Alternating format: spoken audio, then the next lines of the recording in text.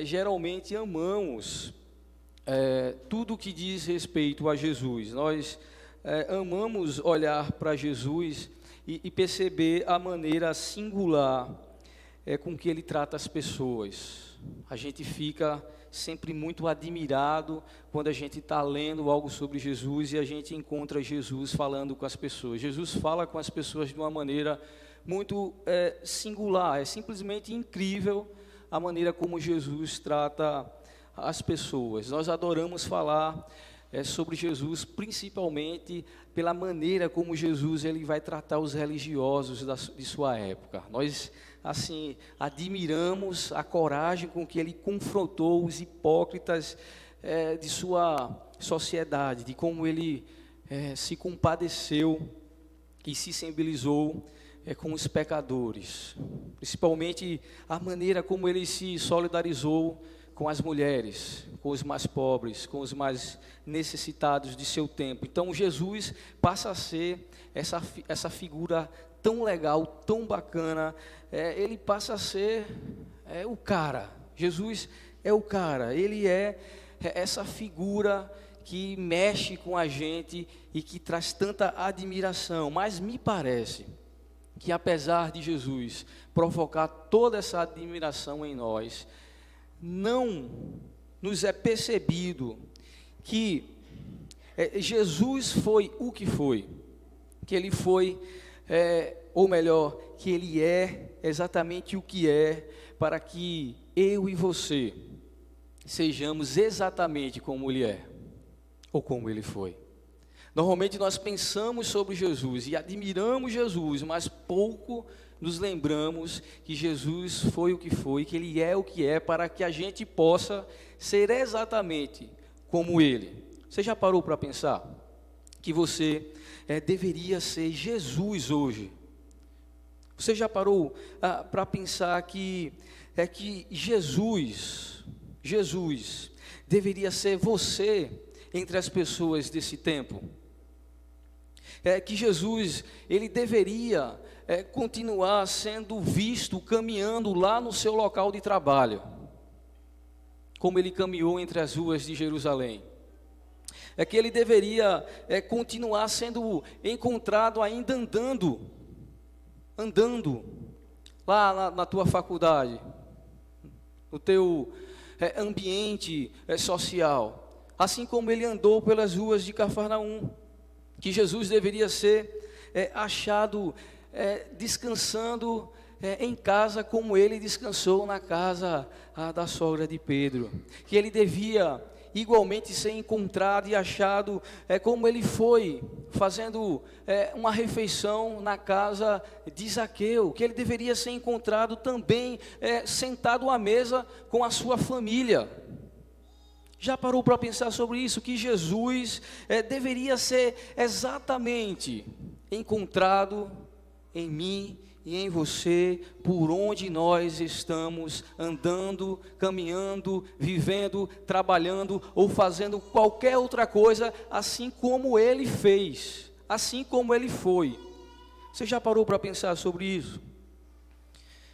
E se por um momento, você aqui agora pensando comigo sobre o Jesus que nós deveríamos ser, e se sente confrontado, porque eu confesso a vocês que isso me confronta, pensar sobre essa responsabilidade que pesa sobre mim, o nome de cristão, pequeno Cristo, ser parecido exatamente como ele, e não sou, eu fico angustiado. Se você também sente isso, você não está sozinho, né? Eu sinto isso, muitas pessoas sentem isso, muitas pessoas, quando refletem sobre isso, ficam chocadas, porque Jesus deveria estar vivendo por meio da nossa vida. E a verdade é que a gente, às vezes, percebe que esse Jesus não está. As pessoas nos encontram, mas não encontram a Jesus. E então, a gente volta para o discurso muito reconfortante de que Jesus, Ele sim é bom. Eu não sou, mas Jesus é bom. Ele é muito amoroso, Ele é alguém que é todo o amor, é amor todinho. É quase uma coisa fofa, mas que é, por muitos momentos, confrontador. E por quê? Porque olhar para Jesus é ver sem máscaras aquilo que nós somos. Olhar para Jesus é revelar a nossa verdadeira face, revelar quem nós deveríamos ser e não somos. Porque se Ele é tudo isso, se Ele é bom, se Ele é amoroso, se Ele é todas essas coisas maravilhosas que nós amamos falar sobre Jesus, e todos nós concordamos acerca dele, e eu não sou o que ele é, porque eu deveria ser como ele é, então existe alguma coisa em minha vida que não está no lugar que deveria estar. Alguma coisa não deveria estar sendo do jeito que está sendo, e que eu preciso urgentemente parar para avaliar e tentar colocar no seu devido lugar. Então, quando a gente fala do Deus que amou até o fim, a gente precisa olhar para Jesus. A gente precisa olhar para Jesus, porque Jesus é a expressão exata desse Deus. Então, se nós quisermos olhar para Deus, precisamos primeiro olhar para Jesus. Mas antes de nós olharmos para Jesus, vamos continuar olhando um pouco para nós mesmos. Vamos olhar primeiro para a maneira como nós amamos, ou a forma como nós enxergamos o amor. Vamos olhar um pouco como nós amamos. E aí, refletindo sobre isso, eu identifiquei que uma das maneiras como nós amamos é de modo muito romântico e individualista. Romântico e individualista. O romantismo foi um movimento que aconteceu entre o século XVIII e XIX e que nos afetou consideravelmente. Até hoje, ele moldou ou molda a nossa maneira de ver quase tudo. Quase tudo a gente olha com um olhar romântico e individualista. Quem nunca aqui ouviu falar sobre o romance de Romeu e Julieta? Alguém nunca ouviu falar? Todos nós já ouvimos, já assistimos o filme, já lemos o conto. É uma história muito bonita, é uma história que retrata um amor passional, um amor que consome em tudo, que envolve todo o indivíduo, um casal, que quase como uma doença. Esse amor que nos interrompe as obrigações cotidianas e diárias, que nos fazem ficar na cama, no sofá, largado, pensando o dia inteiro no amado, na amada, esperando pela oportunidade de se ver, de finalmente poder gozar as delícias desse amor. E esse amor, ele mexe tanto com a gente, que a gente está disposto a fazer os maiores atos de heroísmos, que a gente está disposto a se sacrificar, que a gente se desespera por tentar ver a pessoa amada a fim de se satisfazer desse sentimento. Então, esse é o amor romântico. Então, qualquer conversa hoje que a gente tenha sobre relacionamentos, namoro, casamento, amizades na igreja, está afetado sobre esse olhar romântico e individualista sobre o amor. Então, eu sei, por causa desse olhar romântico e individualista, eu sei que você me ama apenas quando você me deixa ser quem eu sou. Você me ama quando você me permite expressar o meu eu ser a melhor pessoa que eu posso ser. E eu a amo quando permito que você faça o mesmo. Você já pensou assim? Você pensa assim sobre o amor, que alguém só está de fato lhe amando quando está permitindo que você se autoexpresse em toda a completude do seu ser. De modo que eu me sinto totalmente confortável em ser quem eu sou. Por mais que eu possa, às vezes, ser tóxico, inconveniente, em tantas outras coisas a mais, se você me ama. É isso que o amor romântico e individualista provoca na gente. Se você me ama, você precisa me aceitar. Você precisa me receber como eu sou, mesmo que eu não faça esforço nenhum ou que eu tenha o menor interesse de mudar e ser diferente. Mas se você me ama, você precisa me receber dessa maneira, sem julgamentos, sabe, sem condenações. Por quê? Se existe amor, o amor precisa abraçar tudo isso. Então, o amor passa a ser, a partir dessa ótica, o argumento que vence todos os argumentos. E assim, se uma ação for motivada pelo amor, ele possui todas as justificativas. E então a gente começa a ouvir ou a dizer coisas do tipo, mas eles se amam. Então isso está permitido, isso está liberado. Ou então a gente começa a pensar, isso não parece ser uma coisa amorosa. Essa coisa que você está falando ou fazendo com relação a mim, que não me permite ser quem eu sou, isso não parece ser amoroso. Ou o que você está dizendo pode até ser verdade, mas não pode ser amor. Pode ser verdade, mas falta amor. Então, é verdade que o amor ele tem o seu tom trágico às vezes. Ele pode parecer tolo, bobo em muitos momentos, mas será que esse tipo de pensamento sobre o amor é realmente o amor? Se o amor consiste apenas nisso, na verdade, que eu posso ser, ou a verdade que eu me torno quando tenho esse tipo de relação de amor, o verdadeiro objeto da minha afeição. Todas as vezes que eu penso no amor, num olhar romântico e individualista, o que eu estou fazendo é, na verdade, amando a mim mesmo. Porque perceba, eu posso até alegar amar você com esse amor romântico e individualista, mas na verdade o que eu estou fazendo é amando a mim mesmo, porque o que eu amo é a maneira como você faz com que eu me sinta. Eu amo a maneira que você faz que eu me sinta. Você então me faz se sentir bem, se sentir aceito, se sentir inteligente, se sentir estimulado, se sentir encorajado. Você me faz se sentir especial. Eu fico cheio de vida. Eu fico assim, vendo o céu sempre azul e colorido. Você me faz se sentir tão carinhoso. Você me faz se sentir tão encantador, tão fofo, tão criativo, diligente, tantas coisas boas, que eu me sinto assim, super valorizado.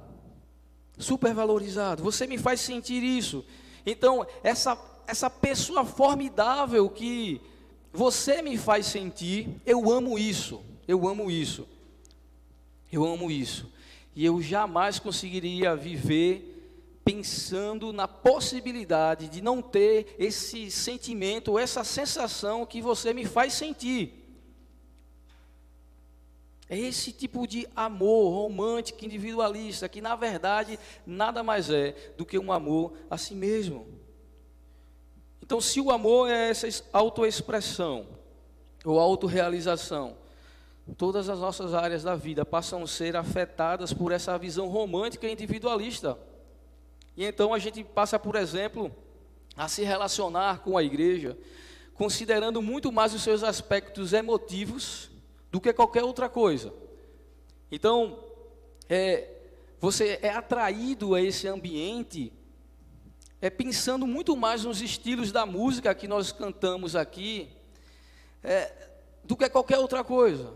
Você vem para cá esperando, então, encontrar no pastor uma personalidade, ou encontrar no pregador alguém que fale coisas que você gosta de ouvir. Porque você ama muito a si mesmo. Então, a gente vem para esse ambiente e começa a se colocar numa posição de ser o avaliador, de ser alguém que sempre está avaliando o que está acontecendo, se as coisas que estão acontecendo realmente me satisfaz, me faz sentir tudo isso, porque se a igreja me ama, precisa ser esse lugar em que eu me satisfaço. Não importa se ela é centrada no Evangelho, não importa se ela é simples, não importa se ela está comprometida com a missão de Deus, se a igreja não me satisfaz, se ela não me faz sentir tudo isso que eu preciso sentir para me sentir amado, então ela não serve. É os meus sentimentos que importam e não as demais pessoas.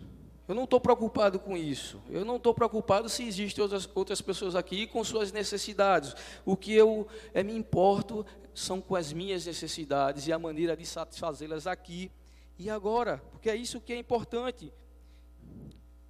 Então, por mais que existam outros com diversas necessidades, eu não quero saber. Eu quero saber apenas das minhas. E então, eu começo a buscar envolvimento com a igreja. Eu começo a me interessar, a se envolver nos ministérios, nos pequenos grupos, não a fim de encontrar pessoas maduras para caminhar na fé comigo, e nem tampouco encontrar pessoas mais novas na caminhada da fé para repartir o que eu já tenho recebido, mas para encontrar um lugar de autoexpressão e autorrealização. Então, tudo o que eu estou querendo, na verdade, é me autoexpressar, é me autorrealizar. Ou seja, a igreja precisa ser esse lugar para me fazer sentir, fazendo através do meu envolvimento. Portanto, que o pastor se vire para encontrar um lugar para mim, que me diga exatamente quais são os dons que Deus tem me equipado, para que eu possa pessoalmente exercê-los, e depois especifique uma posição que me permita dar toda a vazão aos meus dons, a minha expressão de conjunto de dons, porque se a igreja me ama, ela precisa ser esse lugar que me faz sentir, que me faz estar assim, apaixonado. Então essa é a visão romântica, porque se não for assim, então eu saio da igreja. Se não for assim, então eu procuro outro lugar melhor, eu procuro um pastor mais bacana, eu procuro um pregador melhor para ouvir, eu procuro um ambiente melhor onde eu possa me expressar. Então a gente vai assim, renegociando as nossas relações por meio dessa procura por um alinhamento que nos faça continuar amando apenas a si mesmo. Apenas a si mesmo e ninguém mais. E aí, saindo um pouco mais da igreja, indo para outras áreas, a gente vai ouvir coisas desse tipo, que são sintomas desse amor romântico individualista. Como você espera que eu mantenha meu casamento? Como é que você espera? Nós já estamos distantes um do outro. Como é que você espera que eu mantenha essa amizade? Não tem mais condição, nós não nos amamos mais, as coisas que aconteceram foram terríveis. Como eu posso continuar olhando para a cara dessa pessoa depois dela fazer o que ela fez comigo? Como eu posso manter essa relação diante de tanta coisa boa que essa pessoa falou ao meu respeito, mas na hora em que eu precisei, essa pessoa que disse que estaria ao meu lado quando eu precisasse, não estava. Como? Você percebe? Você percebe se o amor não é nada mais do que a autossatisfação e autorrealização, então tudo pode ser assim facilmente terminado quando a gente não está se sentindo bem. Quando a gente não está se sentindo bem, então a gente pode romper. E aí a gente entra na segunda maneira como eu vejo que a gente tem amado, que é objetificando e consumismo. Objetificação e consumismo. É um amor objetificado, consumista. Porque veja, se a vida ela vai se tornando essa série de ligações e compromissos negociáveis que a gente vai fazendo ao longo do tempo, então eu posso fazer tudo o que eu puder para ir fazendo as máximas aquisições possíveis. Então, eu percebo que a felicidade, ela vai ser o resultado das aquisições inteligentes. Então, eu começo a ficar esperto em coisas em que eu devo entrar ou não entrar, porque dado a experiência que eu já tive, então eu começo a ficar esperto. Começo a ficar esperto. Felicidade é então ser inteligente para fazer as aquisições corretas. E a infelicidade será exatamente as aquisições que fazemos de maneira equivocada. Então basta apenas, por exemplo, eu trocar o meu pecado pela justiça de Cristo, e então está tudo certo e resolvido comigo e Deus. Então está tudo certo a minha vida com Deus, porque eu venho um domingo na igreja, eu estou indo lá durante a semana no Conexão, eu estou contribuindo, e está tudo certo. Eu estou fazendo essa troca do meu tempo, dos meus recursos, dos meus dons, em contrapartida eu estou recebendo de Deus alguma coisa, ou pelo menos eu espero receber. E não somente isso, eu começo a ficar de olho nas coisas que eu quero, que sejam então como produtos específicos, que você fica navegando pelo Instagram, pela Shein, torcendo para que o governo não taxe, mas que você fica atento, para ver se consegue pegar alguma coisa que lhe interesse.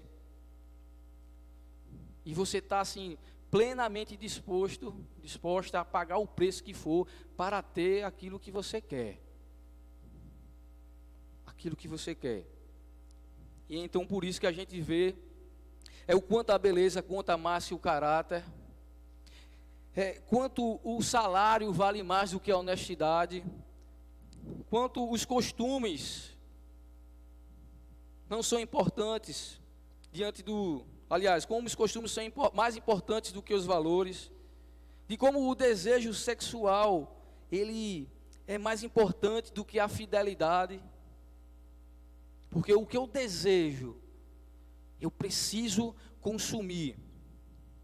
Porque essa mentalidade consumista, ela vai gerando em nós uma obsessão desordenada, uma maneira enganosa de nos atrairmos o tempo todo pelos objetos do nosso desejo, em vez da qualidade dos nossos desejos.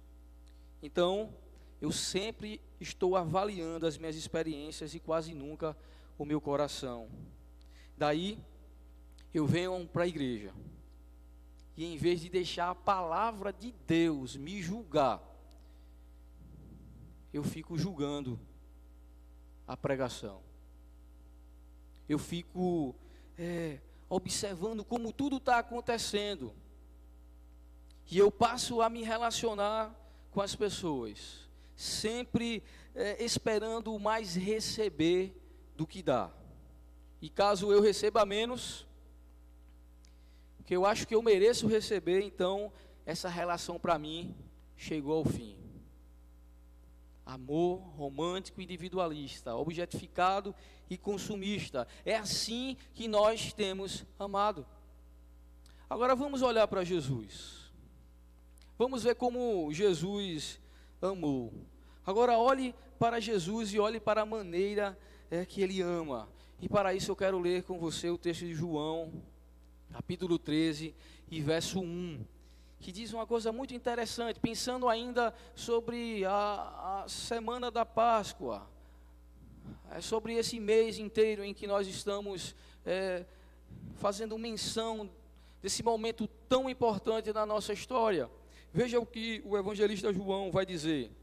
Ele diz que um pouco antes da festa da Páscoa, sabendo Jesus que havia chegado o tempo em que ele deixaria este mundo e iria para o Pai, tendo amado os seus que estavam no mundo, amou-os até o fim. Amou-os até o fim.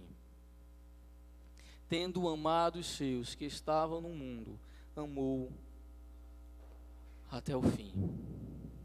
O texto diz que Jesus sabia exatamente que havia chegado o momento, que havia chegado o tempo em que ele deveria deixar esse mundo e voltar para o Pai. E isso não me parece em nada perto do que seja autoexpressão ou autorrealização. Isso se parece mais com autonegação e entrega, com altíssima consciência e senso de missão. O texto começa dizendo que Jesus sabia exatamente que havia chegado o momento de ele voltar para o Pai. Voltar para o Pai. De ele encerrar o seu tempo aqui. Que a missão que ele tinha estava chegando a hora de ser cumprida. Porque o amor de Jesus é orientado pela sua missão. O amor de Jesus é orientado pela sua missão. O que o texto está nos dizendo é que Jesus, ele tinha essa completa consciência que a partir daquele momento exato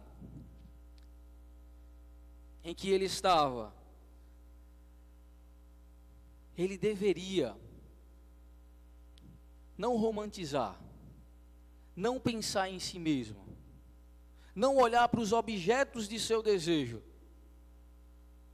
que ele não deveria ter esse pensamento consumista, mas de que ele deveria se entregar para sofrer todo tipo de dor, que dali por diante ele teria que seguir por um caminho que o levaria única e exclusivamente à morte.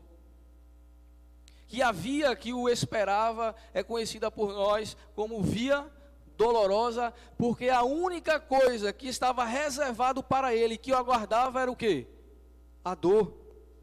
Que aquela noite, a noite da preparação da Páscoa, não seria mais um cordeiro qualquer que perderia a sua vida para fazer remissão dos pecados, porque Deus mesmo já havia providenciado para si um cordeiro.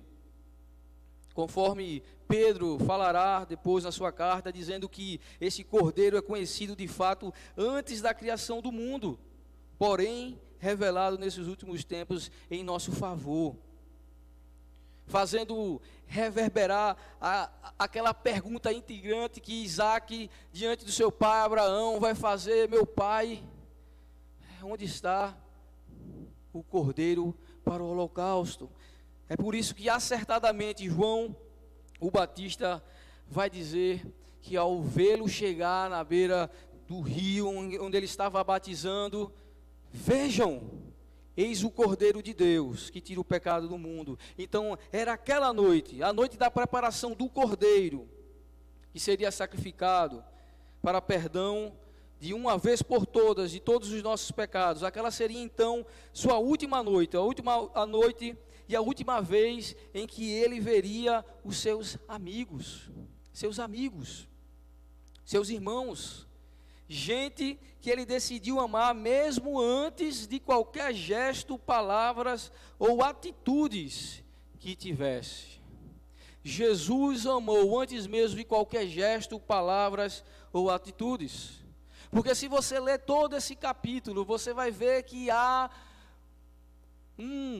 uma intenção específica de começar esse capítulo dizendo que Jesus amou aqueles que estavam com ele e amou até o fim.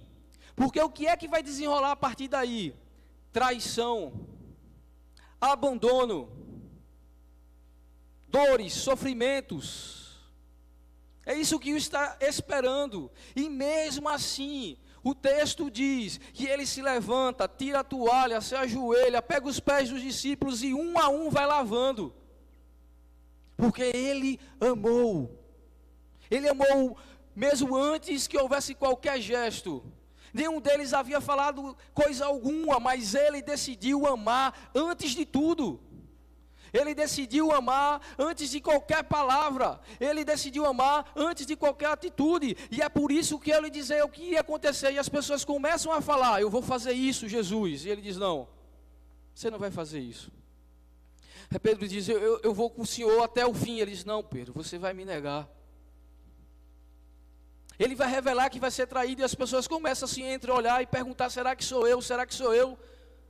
Que eu fico pensando que muitas vezes, se isso acontece com a gente ia começar: será que é fulano? Será que é ciclano? Quanto de nós olharia para si mesmo e pensaria na possibilidade de ser o traidor de Jesus? Mas ele amou. Ele amou antes de qualquer gesto. Ninguém havia feito nada até então. Ninguém havia falado nada até então. Ninguém tinha feito uma atitude até então. Mas ele decidiu amar. Amar até o fim. Amar até o fim. É por isso que esse Jesus é confrontador. É por isso que ele me choca. Porque na maioria das vezes eu estou nessa expectativa de algum gesto, de alguma palavra, de alguma atitude que justifique eu amar alguém. E ele então está me convidando a fazer exatamente a mesma coisa que ele fez. Porque nesse mesmo texto ele vai dizer: assim como eu fiz, façam vocês também. Você entende? Que o que Jesus está esperando de mim e você é a mesma atitude que ele teve. O que Jesus está esperando de nós é que a nossa vida seja direcionada pela missão de Deus. Independente do que essa missão signifique às vezes para a gente. Que a gente largue dessa expectativa de uma vida com Deus que sempre seja muito favorável, que não tenha uma cruz no caminho. Mas se tiver, ainda assim a gente decida amar tudo aquilo que Deus tem preparado para a gente. Porque Ele amou, orientado pela missão que Ele recebeu. Ele amou sem esperar receber nada. Ele amou pensando em doar e não receber. Porque Ele sabia exatamente que é a doação da sua vida, que seria o meio pelo qual nós pudéssemos encontrar a vida. E se eu conheço a mim mesmo, eu sei que eu estaria pouco me lixando que outros morressem contanto que eu recebesse a vida. Sabe, a gente está pouco se lixando o que acontece com os outros. Os outros podem até morrerem, contanto que eu viva. Mas parece que Jesus está nos ensinando que Ele está totalmente disposto a morrer para que outros vivam. Porque isso é então o que justifica o fato de quando a Bíblia vai definir Deus, o definirá como amor. Amor. Porque é Ele que vem em direção a nós. É Ele que deixa o céu de glória e majestade e toma forma humana para passar tudo pelo que passou, para que nós tivéssemos esperança, vida. Como isso é confrontador, gente? Porque a gente está com esse olhar romântico, esse olhar consumista, objetificando as nossas relações, disposto a romper com qualquer coisa, simplesmente porque não temos recebido o que temos esperado. E o que Jesus nos ensina é que o amor precisa ser orientado pela missão, que ele precisa existir antes como uma decisão de qualquer gesto, palavras ou atitude que você receba de volta. Por isso, eu quero fazer você refletir e praticar. O seu amor é orientado pelos seus próprios ideais de amor ou pela missão de Jesus para a sua vida. E a missão de Jesus para a sua vida que tem orientado a maneira como você ama as pessoas. Ou você tem entrado num relacionamento de amor para com as pessoas, com aquela visão romântica, individualista, consumista e objetificando tudo e todos. Em segundo, ao amar, você tem esperado receber ou doar? Ao amar, você tem esperado receber ou doar? Eu não vejo Jesus esperando receber nada. E se ele estava esperando receber alguma coisa, é aquilo que o texto segue dizendo que ele recebeu: açoites, castigo, zombaria, traição, abandono. É isso que Jesus recebe. Você estaria disposto a amar dessa maneira? Você estaria disposto a ser esse Jesus? A esse Jesus que ama o pecador? O pecador. Então eu gostaria que você assistisse a esse vídeo. Eu espero que a gente consiga colocar o áudio, mas é um vídeo muito impactante.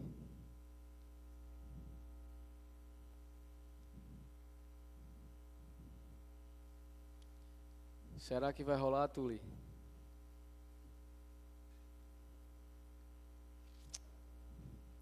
Chico, por favor.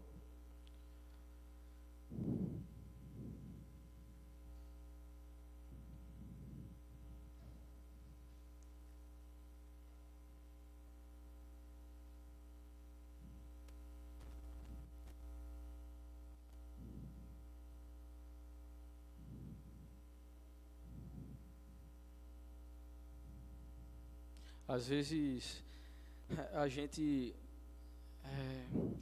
pensa, não tem como? Ok, beleza, então vamos ficar em pé, gente. Depois a gente tenta mandar isso para vocês e vocês verem esse exemplo de amor abnegado. É um jovem que está numa escola em Suzano, na tragédia de Suzano, a conhecida tragédia de Suzano, e ele se coloca no lugar de uma outra jovem após um outro jovem louco entrar na escola atirando em todo mundo. E esse jovem, ele se coloca na frente dessa menina e ele recebe o tiro no lugar dela. Sabe, quando vi, eu fiquei, meu Deus, meu Deus. Eu não sei se eu teria coragem para fazer isso. Talvez eu me escondesse. Talvez eu procurasse um lugar seguro para estar.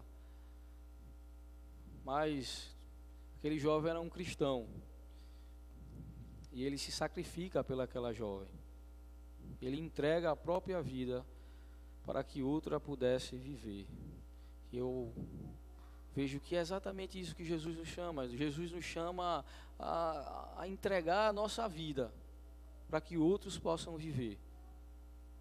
Ele nos chama a ser consumidos das nossas razões, das nossas vontades, dos nossos sentimentos, da expectativa de ter que ter as conversas difíceis, de ter que ter aquele olhar que muitas vezes que a gente quer evitar a todo custo,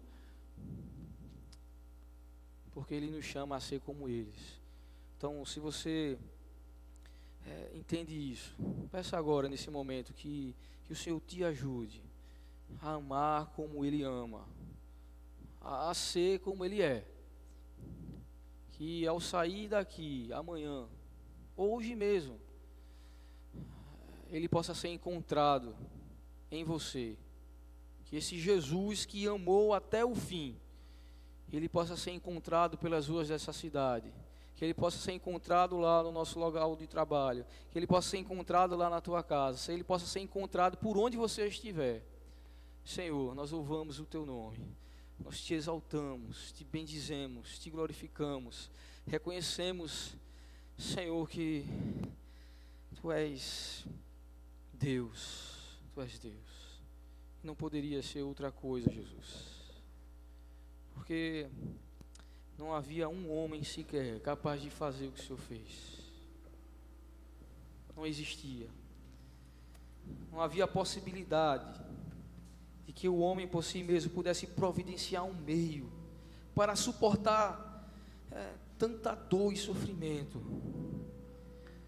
Porque nisto nós conhecemos o Teu amor, ao entregarmos a nossa vida pelos nossos irmãos. Assim como o Senhor fez, o Senhor mesmo disse: eu dou a vocês um novo mandamento, assim como eu amei vocês. Amem uns aos outros, e nisto reconhecerão que são meus discípulos, se vocês amarem uns aos outros. Obrigado, Jesus, porque o Teu amor, Ele nos constrange, Ele nos lança de joelhos, Ele nos coloca para baixo, porque Ele revela, Senhor, a nossa incapacidade para amar, para perdoar, para viver em união com outros, Ajuda-nos, Deus. Ó Espírito Santo, Tu que és o nosso ajudador, que o Senhor nos impulsione a viver essa vida orientada pela missão que é Tua. Que o Senhor nos inspire a perceber que onde nós estamos é ali o lugar onde o Senhor está, e que é ali que o Senhor pode continuar encontrando-se com pessoas, seja por meio das nossas palavras, das nossas atitudes, dos nossos gestos, da nossa vida. Que esse Jesus poderoso, capaz de transformar, de curar, de salvar, de fazer tantas coisas maravilhosas, possa ser encontrado em nós, pela disposição, Senhor, de amar verdadeiramente, sem esperar receber alguma coisa em troca, sem esperar gestos, palavras ou atitudes. Que o Teu amor transborde em nossa vida, Senhor. Assim como naquela cruz Ele transbordou e espalhou-se por toda a terra. E hoje nós compreendemos que o Senhor amou o mundo de tal maneira que deu o Seu Filho, para que todo aquele que nele crê não pereça, mas tenha a vida eterna. Que o Senhor nos encontre assim, sendo derramados, espalhados pelos nossos atos de amor, Senhor, para que o Senhor seja visto, e assim conheça a Ti, Senhor, e o Teu maravilhoso amor. Em nome de Jesus.